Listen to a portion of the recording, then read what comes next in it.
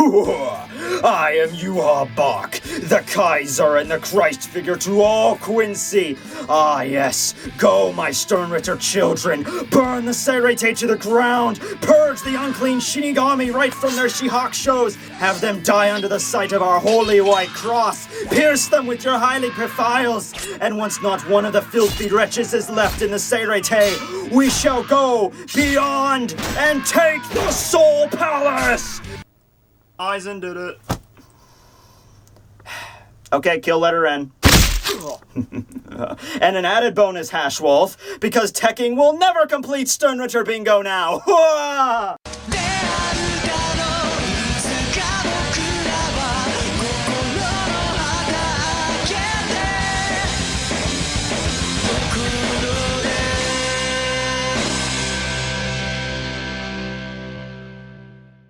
Hey everybody, Tekking101 here, here to review Bleach chapter number 585. Now, I know a couple chapter reviews ago I got a request from somebody stating that whenever there's a multiple number chapter title, as in this case, I should take a shot of Tabasco sauce each time. Well, I still don't have any of that stuff in my house, plus that shit's too spicy, I don't think I'd be able to handle that. But I do have something almost just as good. You see, I do live out in the backwoods of Pennsylvania, so I got myself here some homemade redneck moonshine. Picked this shit up at the corner store, so let me just, pour some of here, and yeah, a little bit more. Okay, let's do this.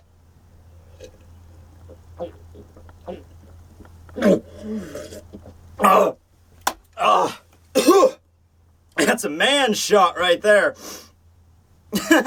Hey, you don't go blind. Alright, so anyways. Alright, so chapter starts off with Ichigo witnessing the beacon of light being shot out by the Silburn from Yuha and Hashwolf last chapter, and he's looking on in awe of it, just kind of wondering what's going on, and then Yuha uses some weird, I don't know, it's like maybe telekinesis. And at first I thought it was the actual beacon of light that was like emitting his voice, kind of like the Quincy version of Tente Kura or something, but just the way that Ichigo is kind of freaking out by it and how he's kind of like feeling his head, it makes me think that Yuha is speaking directly to him and no other, mostly maybe because since he's part Quincy, Yuha just has the ability to speak with all Quincy's because they're basically all his children, I guess. Whatever, it doesn't really matter exactly how he's communicating to Ichigo, it's so much as what he's saying. Here's the big one, guys. The huge plot bomb of the entire arc. Why Yuha is doing what he's doing. I mean, we don't get to find out his final goal, but up to this point, it was just like, we're gonna purge the Shinigami. Why? Because we're gonna purge the Shinigami. Why? Because we're Quincy's. It's what we do. So, I mean, it's been pretty cool. I mean, we got to see some badass fights and everything, and we got to get introduced to the Sternritters. I'm just saying the end game was just like, what is he gonna do? Is he gonna, like, enslave the Seirete? Is he gonna kill everybody? Is he gonna leave some people alive? What's he gonna do with Ichigo? What are the 5 war potentials? Like, what is your deal, dude? Well, here we go. He finally explains his entire plan to Ichigo, and in typical what a twist M. Night Shyamalan fashion, it's all because Ichigo that this shit is possible. I was gonna snap my fingers, but I messed it up. Okay, whatever, Matt. Anyway, he starts stating that Kurosaki Ichigo, you're the one who guided us to the light. I am grateful. And now we're heading all the way to the top of his dick. That's Bleach Omni abridged. Check them out, they're fucking hilarious. He raises his hand to the sky and states that now they will invade the Soul King's palace. Still in this hole, everybody. Still bleeding out. Still dying. Just in case you forgot. Which you might have. And now he continues to explain to Ichigo exactly how that's possible and how Ichigo himself made that possible for Yuha and the Vandenreich. Now, I'm just going to explain this to you guys now, exactly how this all works out. But before I do, let me just bring up one thing. Way back in the Arrancar arc, the whole idea of getting into the Soul Palace seems so fucking simpler back then, alright? Back then, when they first found out what Aizen was planning to do, and Yamamoto was relaying this information to everybody, he basically said, okay, the only way to get into the Soul Palace is with an Oken, alright? How do you get an Oken? Well, you have to kill a bunch of spirits at one point, then a bunch of humans at one point, compress their souls together through some process, and then you make an Oken, and then you go to the Soul Palace. There, it was that simple. The Oken was an actual physical key that you could use to just unlock the palace gates or open the dimension or what the hell ever that was supposed to mean back then. Alright. Now, keep that in mind as I explain the following. The clothes that Ichigo is wearing, number one, are actually made from the parts and pieces of the Soul Palace members, as in it is their bones and their hair woven into fabric. Okay, number one, how the fuck does Shutara even get that material? Does she go around all the other all the other 4 Zero Squad members, like, hey, Ichibei, I'm collecting bones this month, bring it on, we gotta make some more clothing. You want that new winter jacket? Well, some sacrifices have to be made. Alright, so that's the one thing. Secondly, I'm pretty sure Ichigo wasn't made aware of this information before they gave him the clothes. And because they're made out of their bones and hair, that means the clothing Ichigo's wearing is also an oken. Because as we established back in, I think, chapter 518 or 519, it's not the oken that's like a physical key, it's actually a part of the 5 Zero Squad members themselves. Like, their bones are actually the key. Now, back then, I just assumed that meant their whole bodies were the key. No, their actual bones are the key. So I don't know how that works. I don't know if they're born that way. If the Soul King, the Soul King just like taps them on the head. Like, there, your bones are now the key. I don't know how this works. But because Ichigo used the clothes to get down from the Soul Palace, which apparently is layered by 72 additional barriers, okay, we always kind of figured that, the Soul Palace is way up there. I always figured it was like in some kind of separate dimension, which it kind of sort of is, because the Super Ryatsu, is in this special domain. But anyway, there's 72 barriers that protect it. By the way, the number 72, that probably wasn't picked out of a hat. I think that has something to do with Buddhist or Shintoist religion, and like it's some kind of, it's a very important number. I don't exactly know how exactly important it is. Same with 36, but, whatever. Anyway, 72 barriers, okay? And Ichigo falling from 72 barriers would normally kill him, so Shutara gave him the outfit in order to reduce the impact of the damage when he's slicing through the barriers. It also makes him go through it a lot quicker and reduce the friction so he can get to the ground. However, the major flaw of this is when he was falling down, he was making up a giant hole, and according to Yuha, that hole does not close for an additional 6,000 seconds, or just under 4 hours. Okay, wow, alright. Number one, whoever designed the Soul Palace is fucking retarded. I don't like to use that word, but they are, okay? Because how does this work? How does this work? Where, they're up there in the Soul Palace, and they're thinking like, okay, well, the only way to get down is either through a massive pillar, which they didn't use because they can't always use it. I don't know why they didn't really explain it that well. Or dressing you up in the clothing that is made up of the bones and hair of other Zero Squad members and jumping down, but there's this massive hole that leaves that's left after 4 hours that anybody can just climb back up. I mean, maybe it's like no other way it could have existed. Maybe the Soul Palace has to exist this way. It's nothing that they could have done about it. But it's just like it's like the freaking Death Star, okay? It's just like this one little exhaust port, which is hard to shoot a laser into. But if you shoot a laser in it, the whole fucking structure blows up. Maybe you want to put a force field around that thing. That's all I'm saying. I mean, are the freaking Zero Squad members up there being like, okay, seriously, Soul King, you're the closest thing to a god in this universe, G. You couldn't possibly have teleported him down. Huh, teleporting. What is this, some kind of Star Wars, Star Trek sort of thing? No, we have to dress him up in your bones and then throw him off the side. That's the only way you could get down there. Oh my god. Sometimes I really think you just come up with this shit because you're bored up here. Oh, really? I'm bored? Oh, that's insane cringy. How would you know that? For the past 1,000 years, the only people I've been able to talk to are a bald Mr. T, a girl that is way too obsessed with genitalia, a 1970s rocker dude that spends most of his time fucking swords, a chick that's 95% of the time bigger than the state of Idaho, and you, a goddamn giraffe man! So pardon the hell out of me for coming up with some creative ways to design my freaking palace. Alright, so, I'll elaborate on this more later, and there's something else I want to bring up for the fact that why does Yuha wait until Ichigo arrives when Byakuya, Renji, Rukia all had the exact same clothing and all had the exact same method in getting down to the Seirete? I mean, what was he doing the last 14 hours? He could have literally done this yesterday, but whatever. Ichigo notices that shit's kind of real now, and he heads up toward the sky to kind of, I don't know, either to head to Yuha or head back up to the sky and kind of like protect it or guard it, or I don't know what exactly he was trying to do.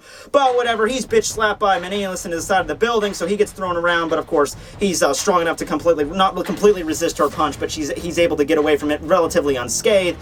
But before he can regain his composure completely, Nanana shows up and does a knuckle jaw on him, to which Ichigo cleverly avoids, but it is then almost shot point blank by Colonel Sanders Quincy. Ah, to have resisted Miss Meneilus. Ah, you are quite a sturdy one. What the fuck? Dude, was that a fucking gun? That was a loaded fucking gun! Where did you get guns? Wait, what are you talking about? You're Quincy's! Aren't you just supposed to use, like, bows and arrows and shit? I mean, that's what I was prepared for. Dude, where have you been for the last invasion? Oh, quit talking to me like I'm the idiot. I was just training in the magical Sky Palace. Oh, okay, well, where were you during the first invasion? I was in jail!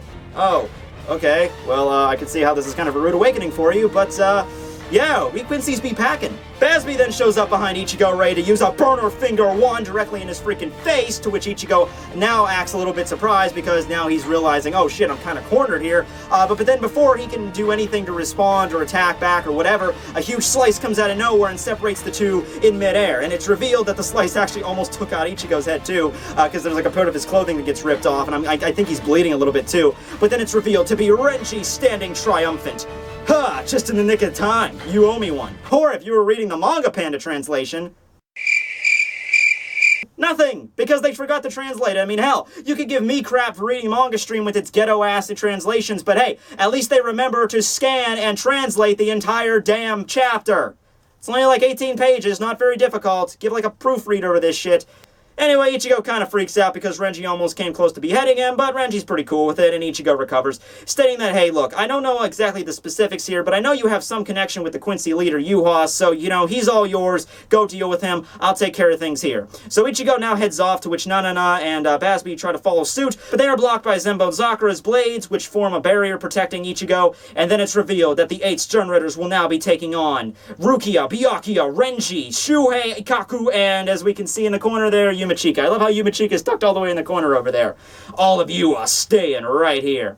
Alright, so that's the end of the chapter. Relatively quick one. All they really had was the big bombshell involving the Soul Palace and Yuha's next goal that he's going to do. Not necessarily his final goal, but the next step in his master plan. Alright, so, first thing though I want to bring up, just really quickly here, let's do a head count. Alright, you got 8 Stern Ridders on one side, and then you have 1, 2, 3, 4, 5, 6, only 6 Shinigami on the other. Granted, the ones that have trained at the Soul Palace kind of count for 2 at this point, but I don't exactly know why Ikkaku and Yumichika are there. I'm not exactly sure what they can do. I mean, Shuhei, I get Shuhei. Shuhei apparently might know a Bankai or might have some other ability that he didn't get to use against Maste Masculine, so I can understand why he's there. But Yumichika and Ikkaku, we hardly know anything revolving around them that really is, you know, escalated their power. I mean, maybe Ikkaku had learned something new with his Bankai. Maybe Yumichika will just jump right to his Ruryo Kujaku release, but I'm not sure exactly what massive amount of help they're going to do. And even if they are all capable of taking down one Stern Ritter, if they all square off, there's going to be at least two on-one fights, okay? So, I mean, it's probably going to be the Stern Ritter girls fight against one Shinigami, because I think Pepe and Bazby and Nanana and the Colonel Sanders Quincy, which we didn't get his name in this chapter, nor his letter, and I'm just a little bit peeved by that, because I was really pumped for that this week, but if nothing else. But, yeah, those 4, I think, are going to have fights against, like, Rukia, Byakuya, Renji. Leave your comments below on what you think the matchups are going to be. But, you know, what's the term exactly for something that didn't happen the way you expected it to happen, but it's just as good as if it would happen the way you wanted it? For example, Ichigo taking on 8 Stern Ridders at the same time. That shit would be awesome, but it didn't go down that way. Instead, we have all these other Shinigami fighting against the Stern Ridders sequentially, which is typical shonen cliche. It's not just Kubo. You know, we got to break them up into separate battles and everything, which we might get next a couple of chapters before we even get back to Ichigo, but it's something that at least I'm just as hyped for as the whole Ichigo thing. I mean, it's like if in the final battle for the Dressrosa arc of One Piece, spoiler alert, you know, Luffy's ready to take down Don Quixote Doflamingo, and then all of a sudden freaking Sabo shows up. He's like, no, Luffy, I got this. We didn't get to see Luffy versus Doflamingo SmackDown, but Sabo versus Doflamingo SmackDown, that should be pretty awesome too. So, you know, in that situation, I'd be like, oh, okay, this wasn't what I expected, but oh, okay, it's pretty cool. Same thing here. You know, not really a lot of stuff to go on about the Soul Palace. I think it's one of those things we just have to sit back and wait for more exposition exactly what's going to go on here, because we don't even know the method on how Yuha is going to get back up to the Soul Palace. I'm pretty sure the key thing he was doing before in the last chapter with Hashwald, maybe that's like a light barrier that's going to maintain it open so they can just like get on the light and then like fly up like some kind of like a chute, like a boom tube or something, just head up to the Soul Palace. Once they get up there, you know, yours is anybody's guess exactly what shit's going to go down, if the Zero Squad is going to be expecting them, because you think they would be. You know, it's a very glaring weakness. You think they'd be up there, you know, sharpening those swords, getting their freaking AK-47s ready, like pointing it right down. It's like, okay, guys, this is our last stand. They can take our lives, but they can never take our freedom. You know, Braveheart style, Mel Gibson, you know, that kind of crap, like final stand here.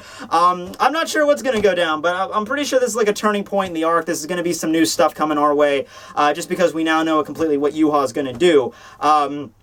Yeah, I wonder how exactly that went by when he made that plan to the other Sterners. Like, he actually went out and explained what he was going to do after they completely slaughtered the Seirete. And I mean, I'm just saying, the plan didn't work for Aizen, so why would it work for us? Okay, look, I'm not doing exactly what Aizen did. Aizen never even made it to the Soul Palace. I'm actually going there.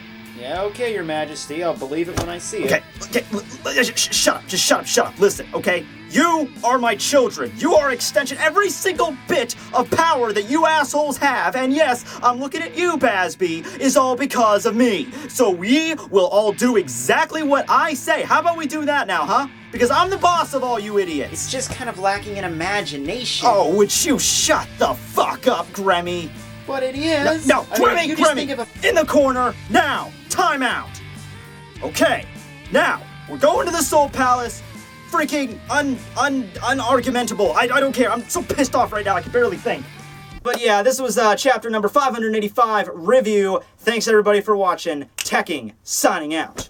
Hey everybody, Tekking101 here to give you a shout out to a great YouTuber by the name of Shinland. So, he's only got about 80 subs. He does reviews of Naruto. I believe he had a Hunter x Hunter review in there.